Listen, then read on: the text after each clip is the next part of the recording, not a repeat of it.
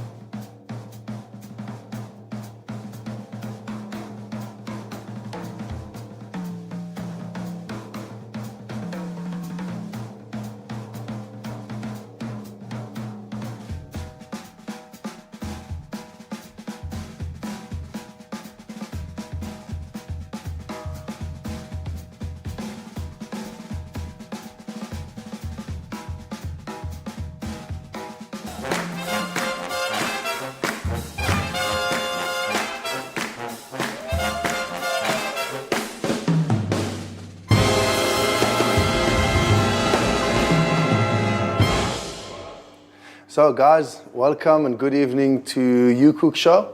My name is Daniel Toledo. I'm a head chef of Leone Mastro Antonio in Don Armando restaurants, and I'm here to teach you a dish that's called tuna. It's a tuna pasta.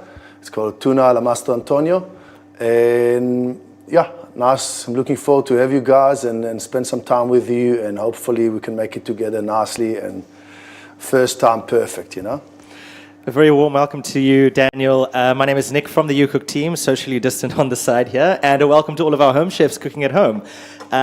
For those of you who are cooking with us, I hope you've got all your ingredients ready. Daniel, can you let everyone know what we're going to be cooking tonight? So, tonight we're cooking tuna pasta, okay? It's based on an olive oil base with chili, capers, garlic, cherry tomato, olives, capers, and fresh tuna.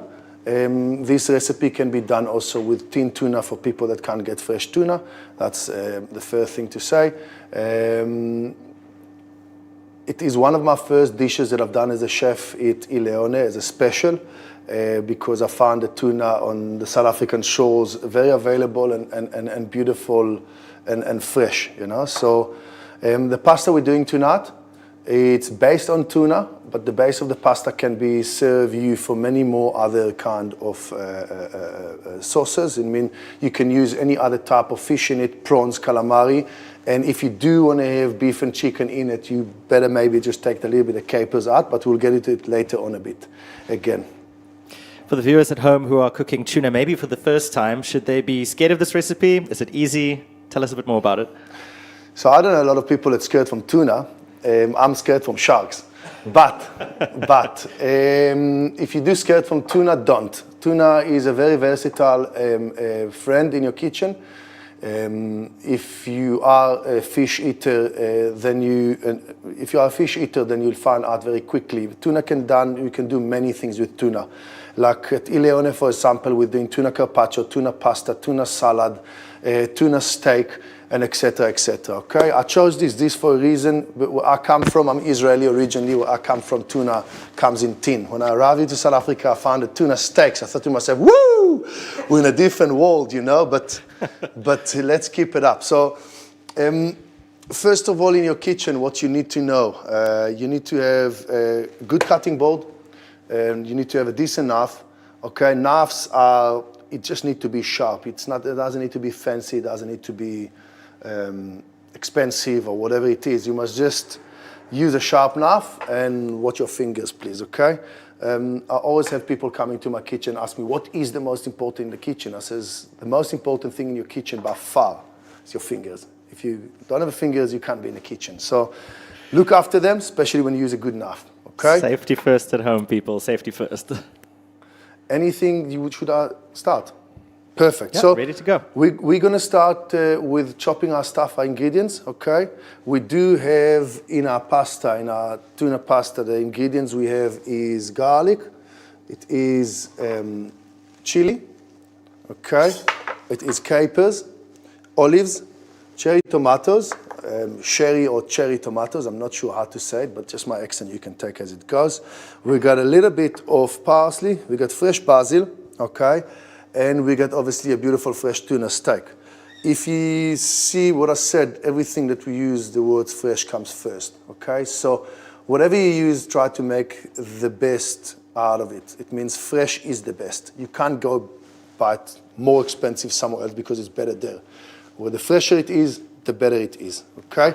So we're gonna start with chopping our olives and capers, okay? That will be our capers.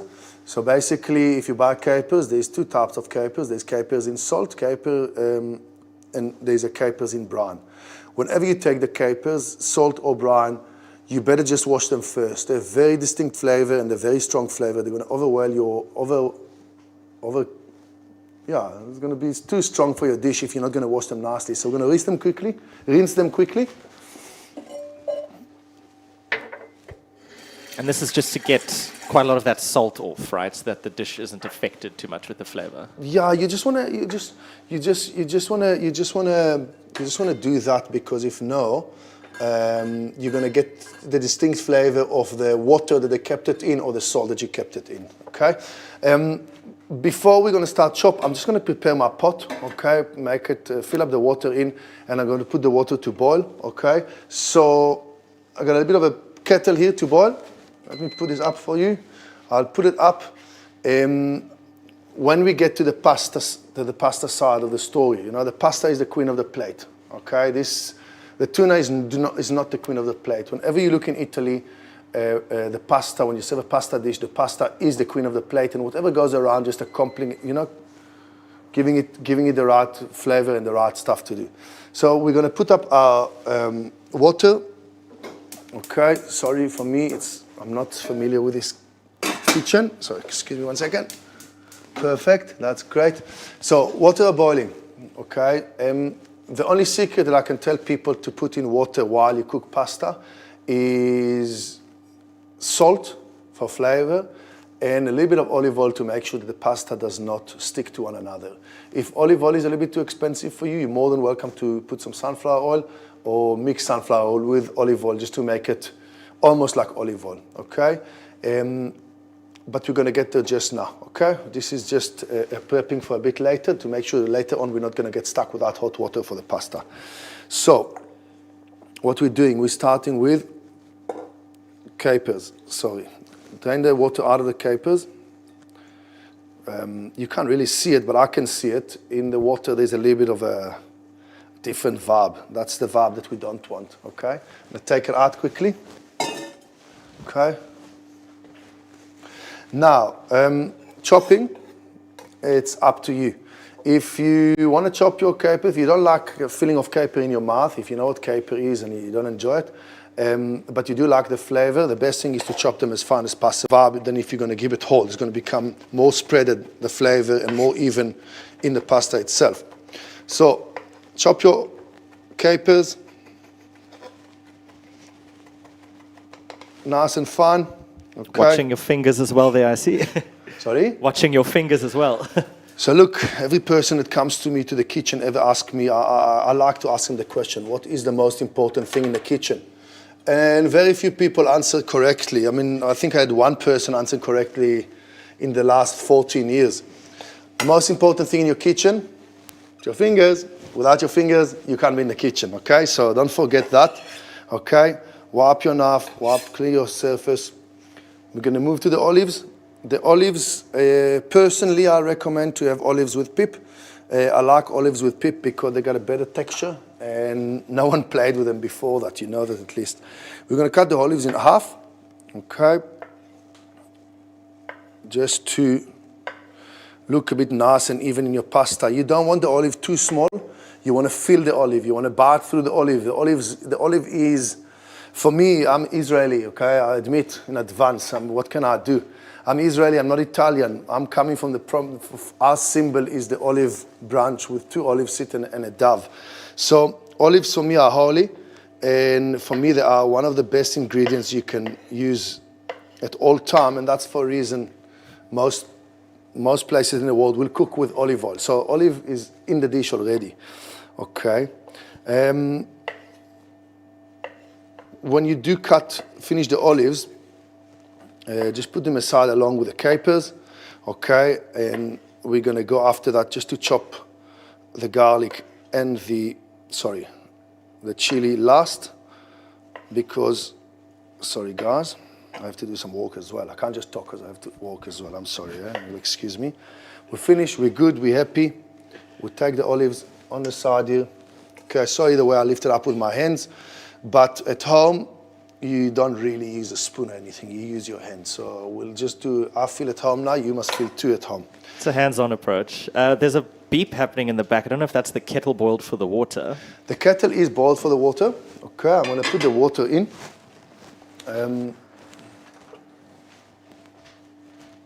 So, at home you got two options. If you got the time and you got the patience, just put cold water in the pot and let it boil, okay?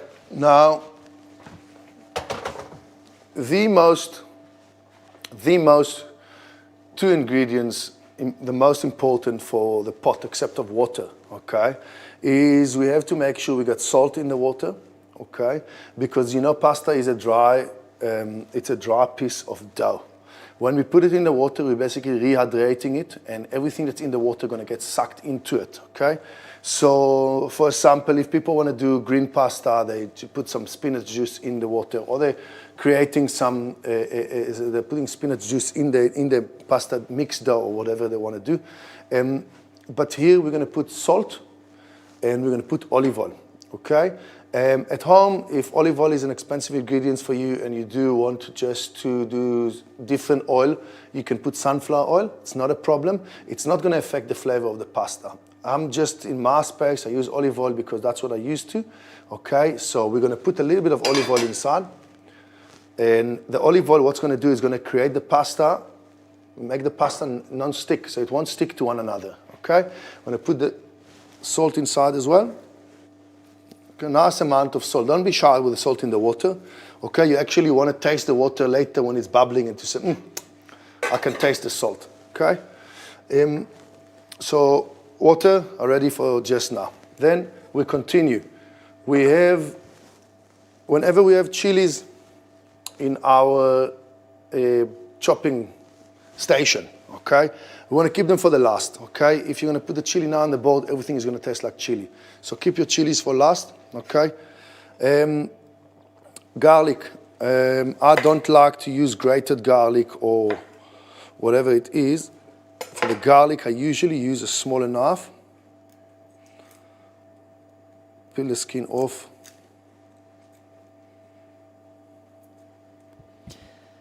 Any pro tips for chefs at home on chopping garlic? Look, chopping garlic is a very tricky thing because it's a small little, what it is, it's a grain or it's a little fruit, it's a little vegetable or it's a little, I don't know what it is. But garlic is quite tricky to chop. The only advice I have to people at home, like some people like to crush it, okay, and then chop it. I don't know, I'm very comfortable with just keeping the end on and chop it fine. I don't know if I'm used to it. Okay, most of you at home going to have that garlic crusher. Use that as well. There's nothing wrong with it. Okay, we at the restaurant, we make big quantities of garlic. At the time, we do 1 or 2 kilos of garlic for a day or two.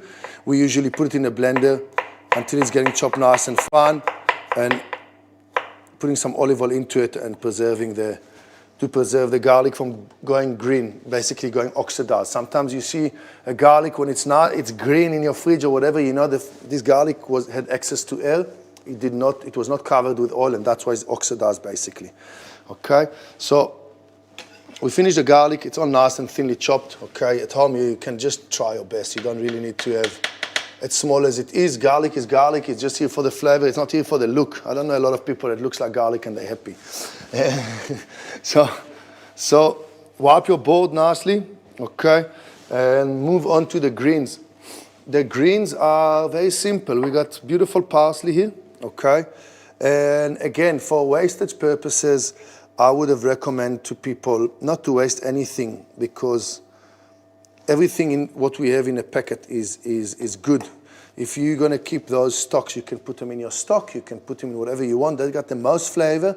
It's just not so nice to chew on. Okay, so we're going to take them out and we're going to put them in a bin today because we don't need stock for this pasta.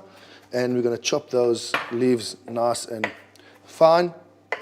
The parsley is here to add flavor. The parsley is here to add some color. The parsley is here to remind us that you are close to Italy because everything, as far as I'm concerned, Mediterranean comes with parsley.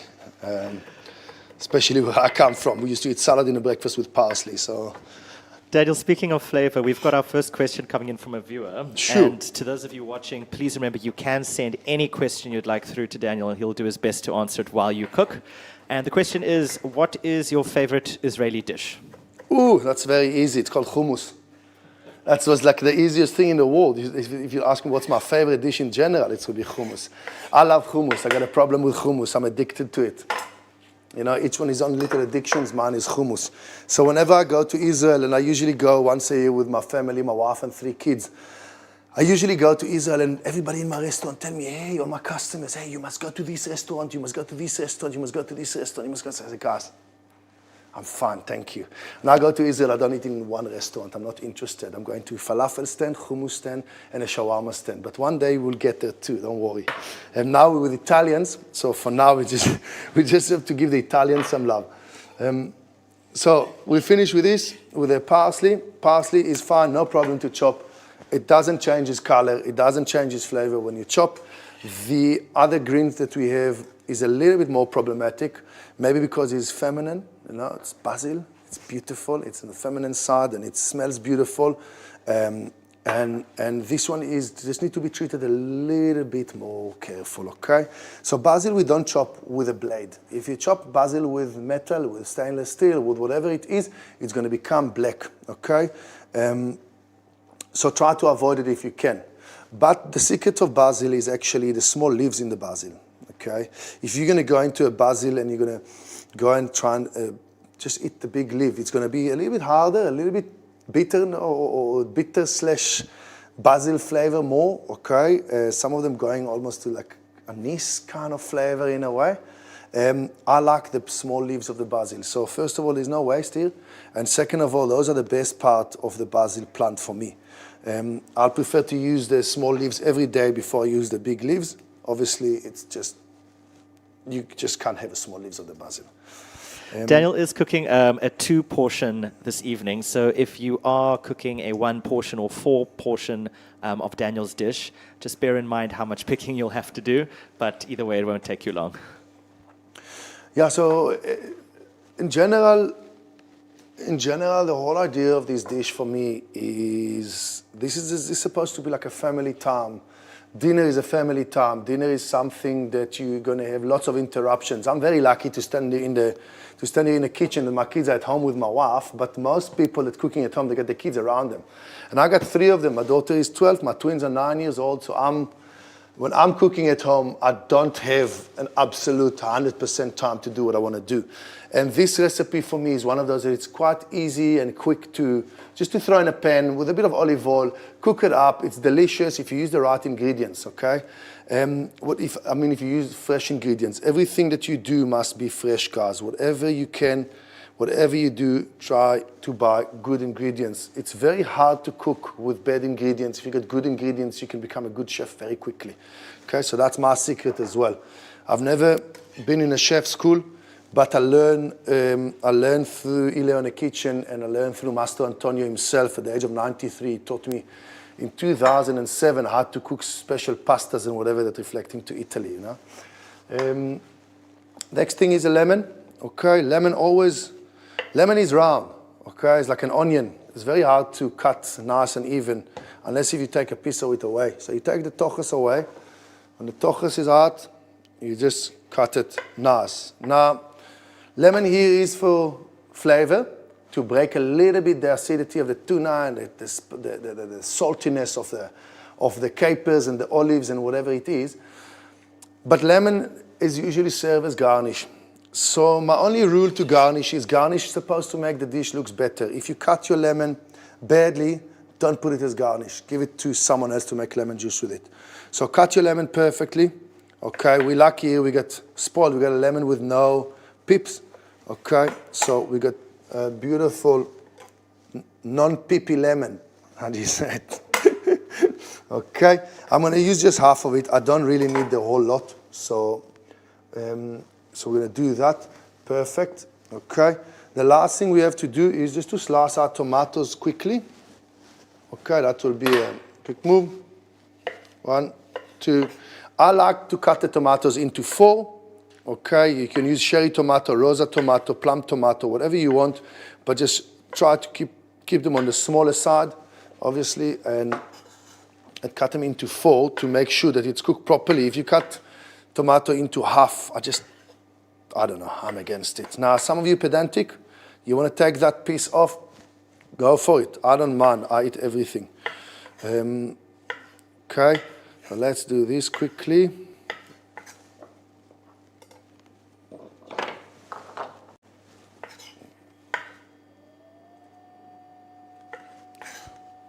We have another question coming in from Gavin. He'd like to know if you have any tricks for sharpening a knife. Yes, Gavin, I actually do have a trick of sharpening a knife. Thank you for your question. It's a valid question. The only thing you need to have in the kitchen to be able to sharpen a knife is two knives, as far as I'm concerned. You know, I don't know. Everybody got their funny tricks, and everybody likes a little bit. Oi, oi, oi. Sorry, I'm taking over the garlic there. I just put a little bit here. Sorry. Okay. So let me show you now, Gavin, what's the story with the knife. The knife. Sharpening a knife, you just really need to have a second knife, okay?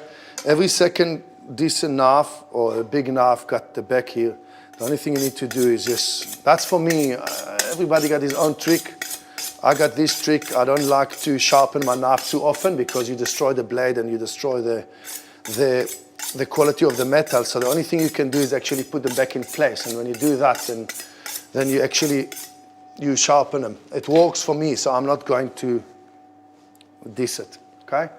The last thing in our ingredient in our pasta is chili. We said the chili is going to be last because of the cutting board.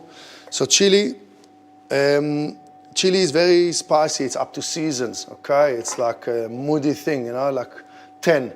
In the summer, we're looking better. The chili look better. You get more sun. You get more love. It gets a little bit more attention because obviously when it's summer, you go and plant your water. But anyway, in time like this, in summer, now it's winter, but in summer usually the chili are spicier, and winter they're less spicy. Okay. To avoid to being very spicy, I'm just gonna keep my pips out. Okay. So you put your knife out. I usually do it with a smaller knife. I apologize, it's not so smooth. Okay, leave the back as a handle. Okay, and then just go with your knife out like this. Another one. And don't forget, chili is as you like it. I'm not going to tell you how much chili to put in because some people don't eat chili at all. Okay, you go there, let it smile, put the pips out, up, and put them away. The pips are the one that's going to give you the burn at the end of the day in your mouth, not so much the skin, not so much the chili itself. I'm going to chop it nice and thin. Okay, don't forget after you finishing with these chilies on your bowl, just to give it a nice wipe. You don't want your son to come and cut or your daughter to come and cut his piece of cheese or put his bread over there without us cleaning it properly. Okay, so here again, chopped nice and. Sorry, I made a mess here, guys. But the garlic is somewhere here. You can see it. So excuse me for that here. Okay. Remember now, we must wash our tray very good. We've got a question coming in from Mark who says, I saw your UCOOK Tuesday playlist and I want to know what your favorite Pink Floyd song of all time is. Wish you were here. That's for laugh. That's for laugh. Add that to your library. You can listen to it after the show. And the best sentence that Pink Floyd ever says is in Dark Side of the Moon. It's your life have been what your hands have touched and your eyes have been.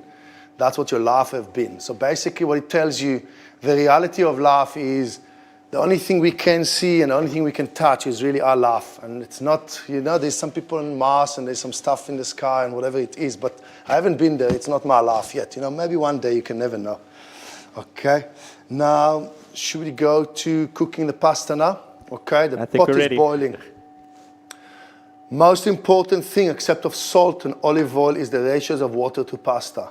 You need to have a third of pasta, 2/3 of water in the pot. You can't have too little water and too much pasta because the pasta won't cook properly. Because remember, the pasta is like dehydrating in the pot and is basically gaining the water from the pot back. So to cook a pasta, there's all these stories about doing this, doing that, doing whatever you want. This pot is a little bit too small for the pasta itself. Okay, so we're going to lean it like this. Okay, it's not the ultimate, but we're going to sort it out in a second by just swinging the pasta to the right. So you must wait for the pasta to get a bit soft. You put it into the water like this. Okay, and in a few seconds you'll see it's going to just be okay. Then I'm just looking, the time now is what the time is. Cooking pasta, every pasta got their own time to cook, okay? Even if all pasta that's coming from Italy, the pastas from Italy depend on the flour they made it with, on the temperature of the water they made it with, on the temperature of the, whatever the story is, every pasta got its cooking time, okay? I always like to cook pasta 1 minute less. What it does, it keeps your pasta al dente. So even if you didn't use the pasta straight away, you can cool it down and then reuse it again, warm it up again. But cook it al dente. The right way to eat it is al dente. So don't cook pasta from your head, or don't do all the stories. Yeah, my mom told me when it's going on the finger and it's ready. You know, no. Come on, let's be honest. There's a time on the packet. Just use it, okay? Then after we put the pasta in the water and all the pasta is in, the best thing to do is just to continue to swirl the pasta a little bit like this. What it does, the movement of the water is keeping the pasta going and make it avoid to stuck to one another, okay?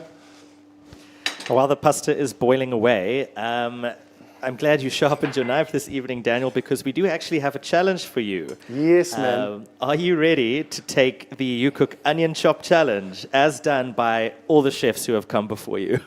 I'm ready. Should we do it? Sure. So, I've been told that this is the lucky guy. You should, can I go?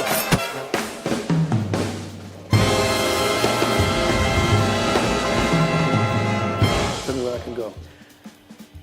All right, so we have a leaderboard score, I think, of 20 seconds set by Frank Dongeroux. And just to remind you, Daniel, we are looking for speed and not for beautifully chopped pieces of onion. So speed is the focus.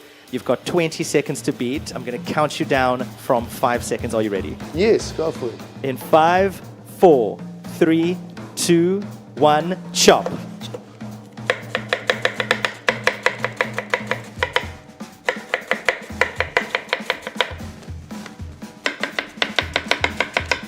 Ten seconds down. And time! I don't know. What do you want me to do?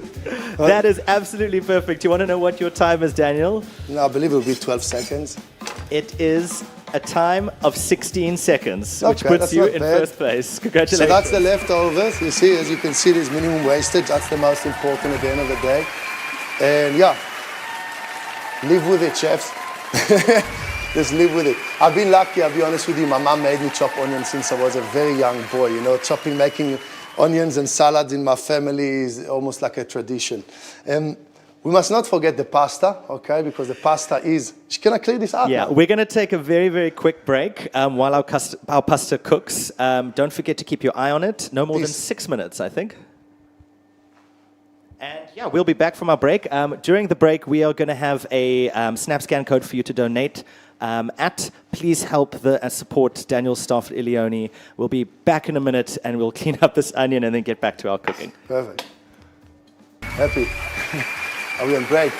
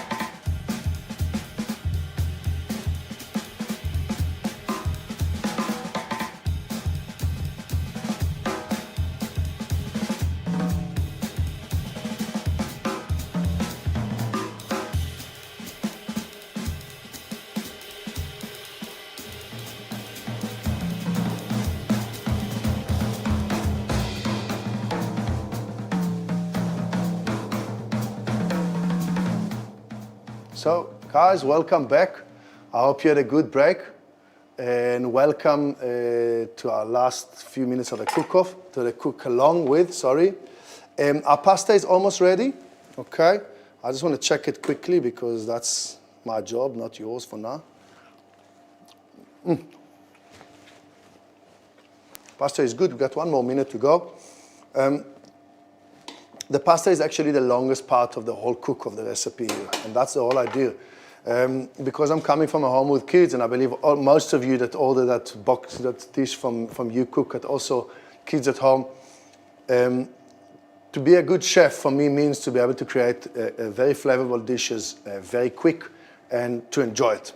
Okay, it's not about coming here and starting to suffer, making all the prep and all. Okay, so keep it easy. Sharp knife will help you. Watch your fingers. A good type of pasta, mainly Italian, I recommend.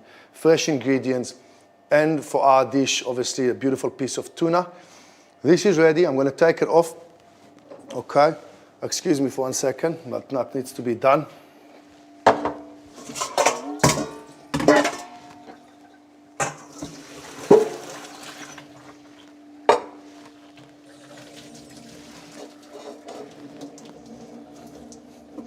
Strain all the water out, okay, and you can put it back on the pan, on the pot that you cooked it in, just for now to keep it up a little bit, okay?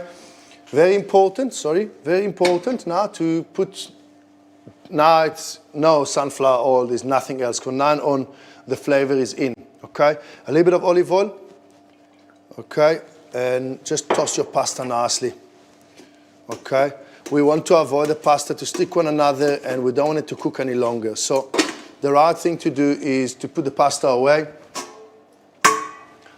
in a small pot that is not cold anymore. I'm going to put it here. That goes away. Thank you for the pot. And we're going to start now. Then tuna, okay? The tuna is the most versatile piece of I don't know if you say, I don't want to call it an animal, but it's one of the nicest items that I discovered when I arrived to South Africa, and I decided that I'm going to make that one of my main thing to focus it. Because where I come from in Israel, okay, the only thing we have is tuna in a tin. So tuna, there's 4 different types of tuna that we're familiar with. There's a bluefin tuna. There is a big-eyed tuna. There is a yellowfin tuna. There's a longfin tuna. The bluefin tuna is known as, I think it's extended, not extended, but it's illegal to fish, and it is known as the most premium tuna you can get.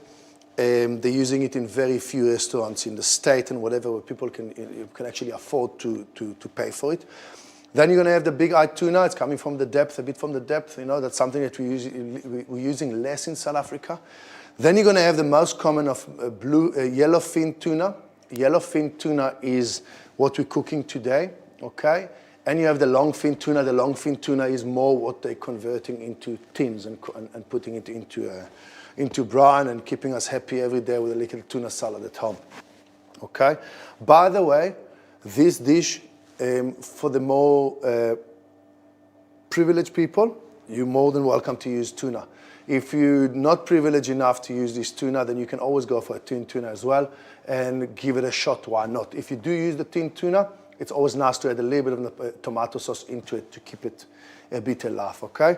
The tuna, when you go to the shop, okay, the most important thing for me about a tuna is to make sure that it's fresh, okay? I don't buy frozen tuna. I don't like to buy frozen items in general, unless if I have no choice. But at Leone, for example, I will never serve frozen tuna. I haven't served in 13 years, and I will never serve. Only when it's fish available, we buy it and we're serving it. Okay, it's luxury.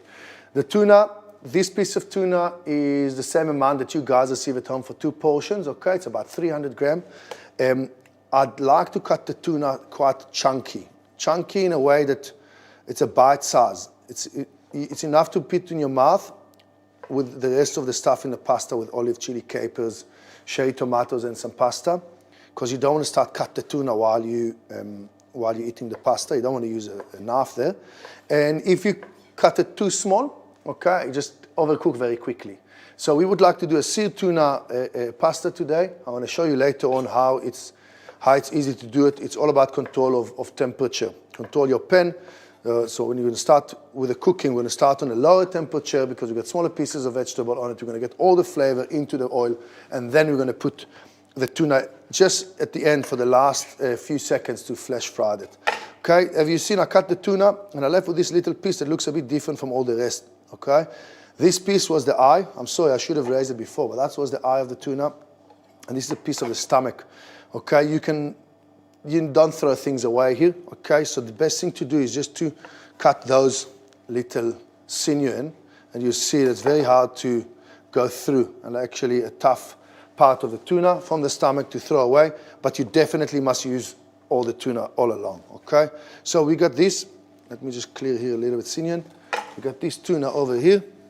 Okay, now with our tuna pasta today, I'm just going to go wash my hands quickly, 1 second.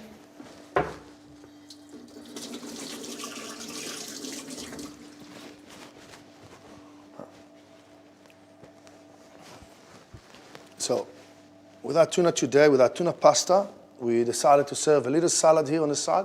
It's a little small salad that's going to contain basically just a fresh, beautiful spinach leaf. You can add to it rocket. You can do any other leaves you want. Also spinach, because spinach is a little bit Italian.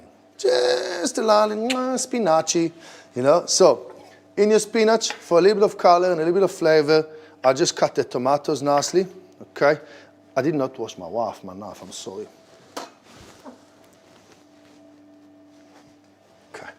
So in the tuna, in the spinach salad, sorry, you can put a little bit of cherry tomatoes.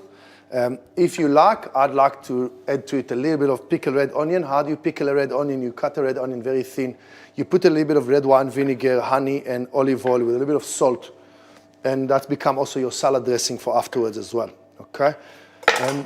So we got a little bit of this inside. You can take a squeeze of lemon, because it's still spinach, a little bit of lemon on top, okay? Olive oil.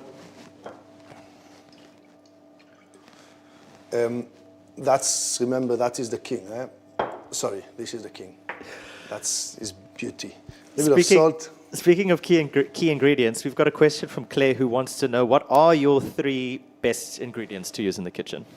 My best three ingredients used in the kitchen, or the most important stuff in my kitchen? Let's go with both. So the most important stuff in my kitchen is, by far, is my fingers, okay? So then I got the fingers, I got a sharp knife, and I got a vision. If I got 3 of those, I'm happy. The rest is up to the ingredients and come through my door.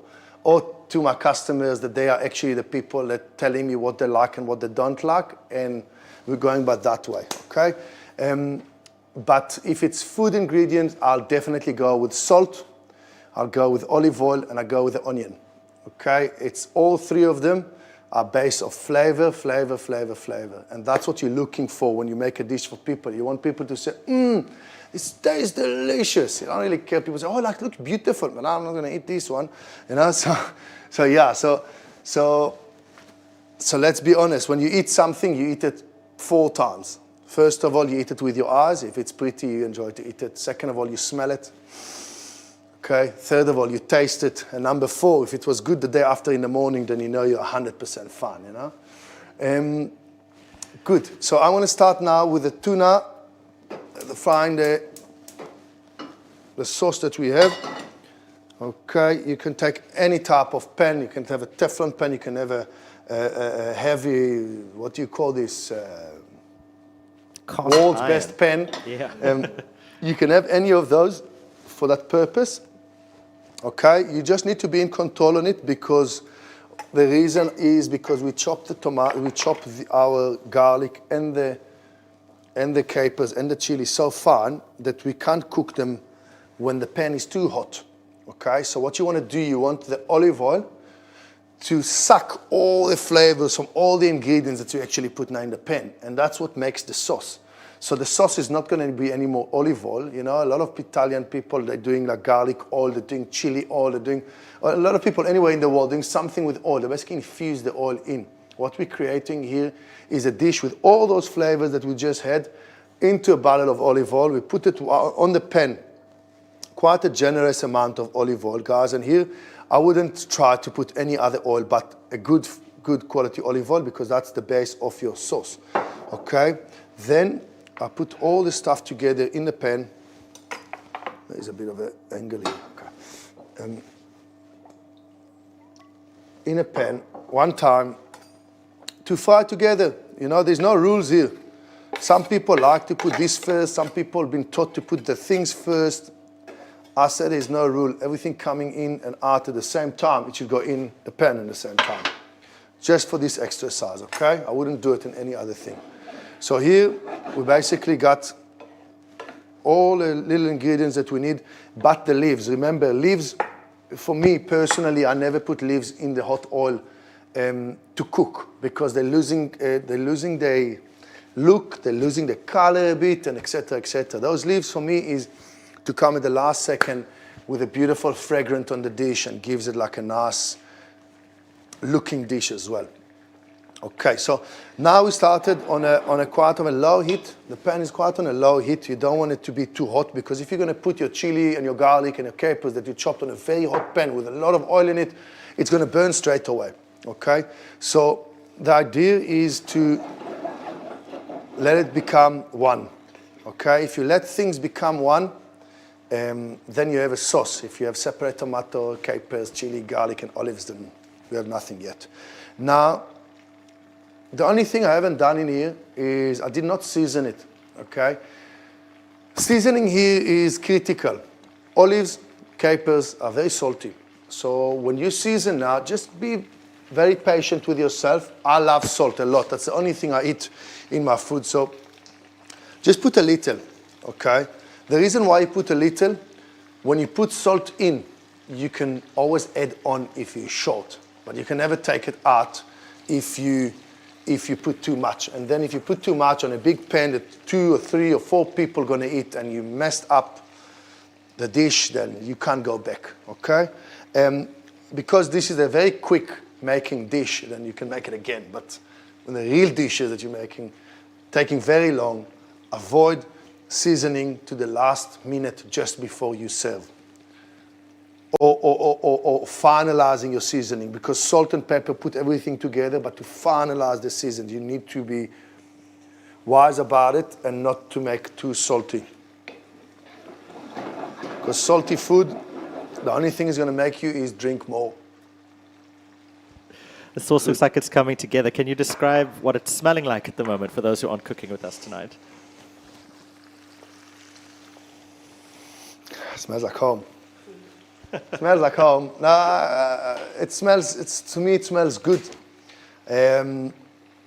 Look, I'm guilty to be, but I'm not a chef. I'm a trained self person, and I arrive to most of my conclusion and to my end dishes by myself. So, like any other chef, I represent what I like. Okay, I don't represent what someone else like. Okay, and I love Italian cooking. Sorry, not like. Like is small. I represent what I love. And I love Italian cooking, and I think that Italian cooking at its best if it's neat and clean and all the flavors are correct. You can have the most wonderful meal and be full. And at the end of the meal, go home and just feel very comfortable with yourself. With other kind of cuisines, there's a lot of cuisines that you can find yourself eating, then coming home and like just want to lie on the couch and want to go to sleep, you know. Italian, lean, clean food, it's power. I don't know what they're doing there in Italy, but they're doing a good thing, doing a good job. Cool. So this is almost ready. I got a few more seconds. So the idea is to have an understanding what's going on in the pan. Okay, we started on a very low heat, okay, because temperature is the only thing that is actually the difference in cooking, you know. And if you want to extract flavor out of something, you put it on a low heat in the pan with the oil, and it's just coming in together. Now, when I would like to sear the tuna, I'd like to put the tuna very, very quickly inside, because it needs to flash fried in a very hot temperature and been taken out and just be dished very quickly and go to the customer. That the center of the tuna is nice and pink. Okay, so tuna, lemons are still here. The lemons is the last thing we do. The lemon is just a little bit to the end, just to make sure that we're breaking a little bit all these flavors and those intense flavors of the capers, garlic, chili, and etc., etc. Fresh tuna goes in. Here we go. Okay, here we go. We get about, I like to say, add a pinch of salt, why not? Then put your parsley in. Okay, I don't use bowls usually, I use my hands, so excuse me for that. And the basil. As we said, you remember, I don't like the tuna to be cooked through. So you just give it a nice toss like this. It loses its color as a tuna from outside. It's become a little bit more grayish and tuna that we know from the tin. Then we're going to take this pasta here that we put on the side, and we're just going to put it inside. There's a 2 portion in here. Okay, so I just want to make sure I'm putting the right amount of pasta, not too much. If you put too much pasta, then you're losing the sauce effect, you know, so that's very important. I'm going to try and toss it. That's not my pen, but I should be able to do that nicely. Okay, it's easier maybe just to distribute the pasta in the pan here and let this pasta to get to all these corners. If you see, you just turn it. And guys, this is ready. Perfect. Do that. We got 2 beautiful dishes here. Okay. Get a squeeze of a lemon. I like to put the lemon not on the pan, on the side, on a mixing bowl. Okay, but to make it a home cook, we do it like this. Okay. Lemon adds a bit of acidity and makes the pasta perfect for me. Okay. If you do want it home, you're more than welcome to add a little bit of fresh avocado at the end of it. I like it as well. It's just not Italian and just not thingy. So now the dishing part is very important. If you cook your pasta correctly, in a second you just put the how do you twist? What do you call this? Tongs in the pan. Yes. Okay. Then you're going to pull all the pasta in twice basically. If the pasta is overcooked and the pasta broke and the pasta, then you're going to have a whole mess on your pan. Okay, so let's take this out. A little bit of the sauce, a little bit of the oil here, a little bit of all the colors. Everything looks beautiful. Okay, sorry for my mess here. I apologize for this. Perfect. So now, if you are pedantic, get a pedantic host, you're more than welcome just to take a lappy, wipe your stuff around.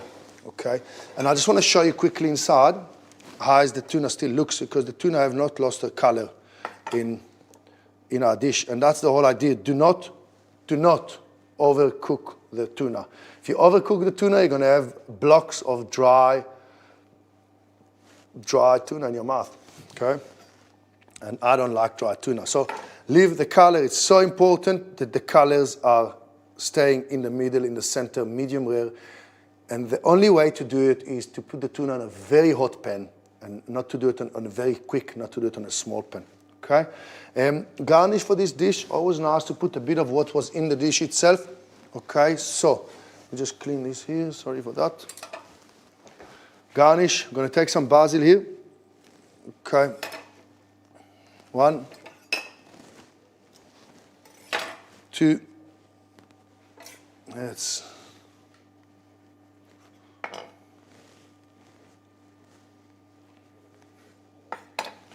see, now this pasta is to eat straight away, okay, because the tuna sits in the pasta now, it's still hot. As you make it, this is not one of those dishes that you can make at home at 4:30 and then wait for the people to come at 6:30 and then, oh guys, I got this beautiful pasta, I'm going to make it for you. No. The whole idea of me showing you this pasta is you can make it at 6:25 when the people are coming at 6:30. Use it, okay, and have a lot of fun.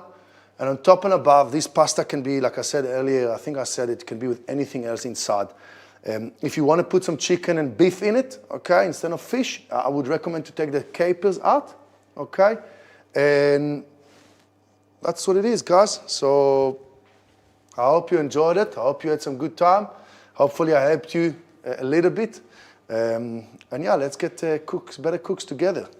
Dare I say that is one of the most impressive pastas we've seen at UCOOK and one of the easiest ones to put together. Daniel, thank you so much for taking our home chefs through that. It's only a pleasure. Thank you, guys. We've got some questions from some of our viewers. So before we get stuck into dinner, for those of you who are still watching, please send your questions through. If there's anything you'd like to know, Daniel will be happy to answer. But Chris would like to know, you may know him, who was your naughtiest employee ever at Leone? Okay. So my naughtiest employee in Leone ever. So just to clear you up the space, Chris is the owner of UCOOK, and Chris is the founder of UCOOK, and Chris used to be my waiter. So like a teacher from school that got all these little secrets about the kids, you know what I'm saying? I also got a few about Chris. Chris was naughty, but he was good. At the end of the day, if I'll have to think about my naughtiest employees ever, it will be me. So I'm my biggest naughty employee that you know. But I don't have bad employees.